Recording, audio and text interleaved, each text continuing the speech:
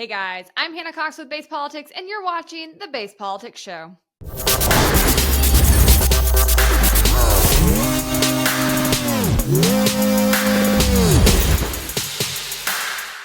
Hurricanes have been ravaging the southeast for the past couple of weeks, leading to a growing concern about the impacts of climate change in our country, which would actually be a great opportunity for well-organized, intelligent climate activists to step up to the plate and discuss concrete public policy reforms that could effectively move the needle. But instead, they are up to their typical shenanigans of pitching public tantrums and demanding socialism. A group of apparently full-grown adults with the organization Climate Defiance shut down a luncheon featuring Matthew Yglesias, a left-leaning journalist who apparently is not cracked in the head enough for these people's liking. Before we dive into this episode, though, make sure you like the video, subscribe to my channel if you have not already, and of course, ring that notification bell so you never miss one of my episodes. All right, so to get into the story, I actually have a video of the ordeal to show you, which is quite hilarious. They posted it on their Twitter feed with this caption, I guess thinking that it was going to drum up support for their activist. They wrote, "Update, we shut down the luncheon honoring fracking enthusiast Matthew Yglesias, a third-rate, quote, thought leader. This Harvard halfwit is ready and willing to incinerate his own child in the name of being provocative." Like, you know, these were the kinds of kids that grew up being told they were dramatic when really they probably just needed like a mood stabilizer and maybe an anxiety med. You have to watch this clip. All right, Matthew Yglesias, we're here to call you on your stance on fracking. Frack, dangerous fossil fuel funded lie. The fracking of methane is the future for our world. How do you move cities between two of the worst hurricanes? As Milton is on the doorstep, we cannot afford this. So what do you say? Meets the country's national security needs, its economic needs. Okay, how do you meet economic needs when we have disasters that cost tens of billions of dollars and it's only getting worse? You are a weak mouthpiece, a weak, simplistic mouthpiece of the fossil fuel industry. Stop the pollution! Fracking is a false solution! Pollution! Fracking is a false solution! Stop the pollution! Fracking is a false solution! Stop the pollution! Fracking is a false solution! Stop the pollution! Why does that have a future? Let's please leave. Let's please leave. Why do you support fracking? What's happening? I read your article. With this group, Yeah, disagree.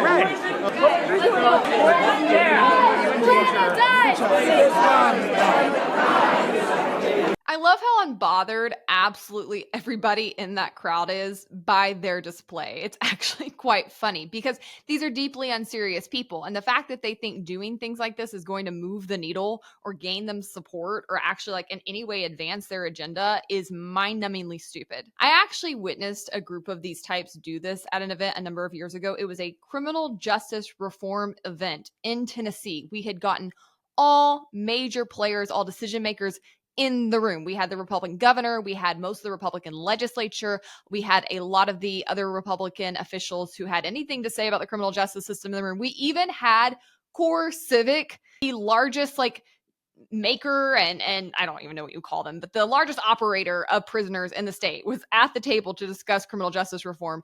And yet we had idiot left-wing activists basically sneak into the event and cause a huge disruption during the opening speech, basically trying to lobby for prison abolition, which was just ridiculous. Anyways, security had to be involved and take them out. And honestly, it was such a ridiculous thing to do. I am like the most pro criminal justice reform person I know. And they made me not want to work on criminal justice reform anymore that day because I was so turned off and in no way wanted to be associated with these petulant children. Their tweet spree about this event didn't end here though. They also posted this video claiming that one of their volunteers was tackled. It's so pathetic. You're a disgrace. It's so pathetic. So pathetic. Stop it, man. Stop it. Stop it. Stop. Push me down. What the hell? This is nothing compared to the hurricanes that we will face. That all His fainting is hilarious. Like, he honestly ought to go audition for like Romeo and Juliet as Juliet. Okay, because that was hilarious. The comments in response to this video were just amazing. Somebody said, "Did he survive his injuries?" Another person said, "It appears he just crumbled under the weight of his dinner jacket." I can't stop laughing at these. They're so funny. Another person said, I love how he checks the floor first just to make sure he doesn't fall on something that would, hurt or anything. This person said, I've been murdered. I can't stop laughing. These are so funny. However, I must unfortunately report to you that while I don't think these kinds of shenanigans will do anything at all to actually address climate change, they do appear to be working to raise these people money. I found this fundraiser calculator on their website where it appears they have raised over $168,000. I don't know in what time period that is, but it's not nothing. But I think per usual, what's likely happening here is the people that are staffing and running this organization are going to get rich off of the morons that are funding them. Meanwhile, the work that they are doing is actually going to make it harder to address climate change because this is such a turnoff to normal people. And I mean left and right. People don't like this. You've got a bunch of neurotic ninnies, petulant children, wannabe tyrants with no biceps and no plan, by the way. These people have absolutely no meaningful plan to address climate change. Somebody on Twitter said, people that shut down talks are an embarrassment to a free society. It's childish behavior, like throwing a tantrum if you don't get your way. From a person who drives a Tesla and has a roof covered in solar panels, this sort of behavior drives me away from the movement. Another person said, don't you have some museums to deface or ambulances to block? And this person said, hey, I have some coworkers on the fence about fracking. I support it, but can I block you guys to come to our office? LOL. As somebody who has worked in politics for nearly a decade now and has a significant number of public policy wins under my belt, it continues to amaze me the number of people that get into politics with zero strategy, zero social awareness. I mean, just really dragging the bottom of the barrel. They do not know how to win friends and influence people. They don't know how to build coalitions. They don't even know how to think through public policy solutions in the first place in order to build coalitions around them and try to advance something. They don't even bother to understand the root cause of problems, much less the solutions that will actually meaningfully address them and make society better. They just come in wanting to pitch a fit and grab a microphone. It is pathetic. You don't have to be a political genius or a unifier or a person who has all of the answers to the world's ills. But if you are not, then why are you in this work? Why are you in these roles? Go do something else. You're actually an impediment to the change and progress you allegedly are seeking to advance. I do want to point out, I think this is interesting, that it appears due to some of my research that this organization's funding may be just a little compromised. Andrew Follett, who is a senior analyst with the Club for Growth, tweeted and said Climate Defiance only hates fracking because they and almost all environmentalists take money from Vladimir Putin. Ooh. CD Climate Defiance is so evil, corrupt, and stupid, they're making me defend Matthew Yglesias, who has had me blocked for years. I hate when you have to defend people who've blocked you. He then put up some screenshots from an article to back up his claims that say the NRDC, the Sierra Club, and the League of Conversation Voters accepted donations ranging from $13.50, $15 to $18.1 million from the Sea Change Foundation. Sea Change Foundation got $23 million from the Shell Corporation Klein Ltd., which only exists on paper. Klein Ltd. Has deep ties to Russian energy investment groups like Firebird, New Russia Fund, and Vimmelcom Ltd. Klein Ltd. is incorporated in the Bahamas and thus doesn't have to disclose its donors. However, the firm is currently under indictment for offshore money laundering. Klein Ltd. has deep ties to the Russian state-owned oil giant Rosneft. Another screenshot says, for example, a Shell corporation with ties to a Russian state oil interest donated $23 million to an environmental bundler that passed the funds to the Sierra Club, the Natural Resources Defense Council, and the League of Conversation Voters, according to a report by the Environmental Policy Alliance. This other screenshot goes on to note the Russian government, which relies heavily on selling oil to other countries for revenue, is concerned about the impact of fracking and U.S. natural gas production on the global energy market, according to the intelligence report. The intelligence committee points out that RT, the country's government-funded international media outlet, ran 62 different anti-fracking stories of dubious legitimacy in 2015. And then lastly, he included a screenshot from the National Review that says misguided commitment to principle explains some environmentalists' bitter clinging to their goals despite evidence and changing realities. But some groups push debunked anti-fracking claims in part because they have been engaged actively with the government of Russia, and the words of former NATO Secretary General Anders Fogh Rasmussen. Even Hillary Clinton once complained about phony environmental groups funded by the Russians to discourage European nations from fracking. Russia itself has been promoting anti-fracking propaganda for years. Peyton Alexander then quote tweeted Andrew's tweet. Peyton's a friend of mine. He said, but climate defiance doesn't care because their goal is not to reduce our carbon emissions. Their goal is to reduce American gas production because they are funded by Russia. Their activism fuels Russia's war on Ukraine by deepening the world's dependence on Russian gas. So I went digging into all of this because I never want to take anything at face value, especially when you hear claims of Russian influence. It often precedes some conspiratorial-minded folks on the left.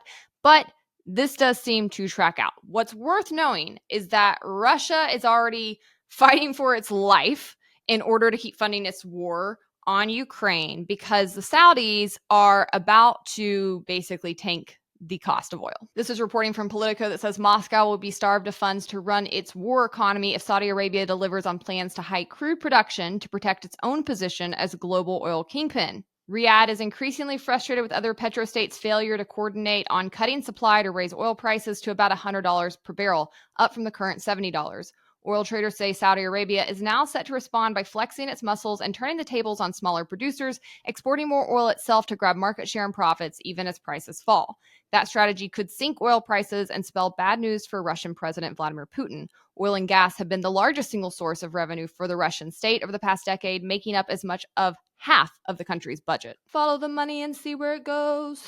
Okay, let's talk about fracking though, because it's wonky. Honestly, I personally think that climate change is real. I think that as a person who truly believes in individual liberty and limited government and free market capitalism, a core component of that is self-responsibility and taking care of the Earth's resources, which are scarce and which have been entrusted to us. That being said, I also think the vast majority of climate change activism is mostly a Trojan horse on the left to advance socialism. Period. The policies that they try to push under this Trojan horse would not meaningfully impact the climate, but they would meaningfully impact each and every one of our lives because they would make us energy poor. They would lead to a lower standard of living. They would make it less accessible to have basic things that improve our quality of life, like air conditioning and heat. They often involve wealth distribution between various parties. And again, they don't even begin to touch on some of the top culprits that are impacting our climate, which would be other countries like China and India. I am firmly opposed to the U.S. impoverishing itself and reducing the quality of our lives to address climate change. But I am in favor of market-driven solutions that lead to cleaner energy and that can make a meaningful difference long-term. Fracking is one of them. There is a reason Kamala Harris has had to back off her prior opposition to it because it is an untenable position. It is a childish position to be opposed to fracking right now. While fracking might be controversial, the reality is it is the only current option on the table that allows us to access the oil and gas we need in a cleaner way while also keeping up with the energy demands of a population, which is necessary to prevent death and misery. I'm not even being hyperbolic. You don't have to think any further back than the snowstorms that ravaged Texas not long ago because they have been pushing them on to solar and wind, which are not sustainable for a population our size. I am a pragmatist, and honestly, to be frank, when it comes to climate issues, you have to be a pragmatist because the extremes will get people killed and push them into poverty. The far right wants to do nothing. They want to keep using things like coal. And I think that that could be deadly because, again, I think climate change is real and we need to address it. But the Delulu left over here wants to use this issue to, again, push a socialist agenda 9 times out of 10, or they want to force non-solutions like solar that cannot keep up with the energy demands of our population and that will leave people to suffer in extreme heat or extreme cold. And ultimately, their agenda will hurt poor people the most because they are the ones that cannot afford alternatives. They are the ones that are most likely to actually die when there are extreme weather events. So for the time being, natural oil and gas, which is what we get via fracking, that's far superior to coal and other fossil fuels, and it is the best transitional energy source on the table. I'm not saying there are no concerns with fracking. I don't think Matthew Yglesias or other prominent intellectuals are either. There are still environmental concerns that it presents. But I do fundamentally think that technological advancements are going to mitigate these risks and that they are pretty much within reach. These things are moving rapidly. So what we should be doing is pushing for innovation within the fracking industry without government overreach. Instead, we keep letting government encroach more and more, when really the best way to get those technological innovations would be, you guessed it, capitalism. A free market driven by consumer demand for cleaner energy, which is there, and which will then incentivize companies to address these issues. And they will do it far more expediently and efficiently if they are able to do that without government breathing down their necks. Long-term, nuclear would obviously be a better option. I am all on board for nuclear, but the reality is we are a long way away from being able to scale nuclear to the level we would need for it to be a full replacement, and we also are lacking the political capital we need to do so. So for the time being, fracking is and should be considered progress. And to be clear, it has already been massively beneficial. This is a report from the Brookings Institute where they report that as fracking grows, natural gas prices are dropping. They say the U.S. fracking revolution has caused natural gas prices to drop 47% compared to what the price would have been prior to the fracking revolution in 2013. They also found that energy consumers are already seeing economic gains from fracking. They say gas bills have dropped $13 billion per year from 2007 to 2013 as a result of increased fracking, which adds up to $200 per year for gas-consuming households. Moreover, all types of energy consumers, including commercial, industrial, and electric power consumers, saw economic gains totaling $74 billion per year from increased fracking. I like this response to climate defiance. Someone said, "Fracking for natural gas is good. It replaces emissions from coal and oil, energy sources we will still be using for a long time yet. Leaving aside that your protest tactics hurt your cause, the policies you advocate for are also bad for the environment." Addressing climate concerns is going to require cooler heads prevailing. Instead, the majority of the activists are melting down faster than the ice caps. If we want to meaningfully make progress on these issues, and I think we should, we're going to have to put the market first and move these maniacs to the sidelines. All right, guys, that's a wrap for today. I hope you liked this episode. Make sure to like the video, subscribe to my channel if you have not already, and if you want even more content from me, you can follow me on Instagram, Twitter, or TikTok.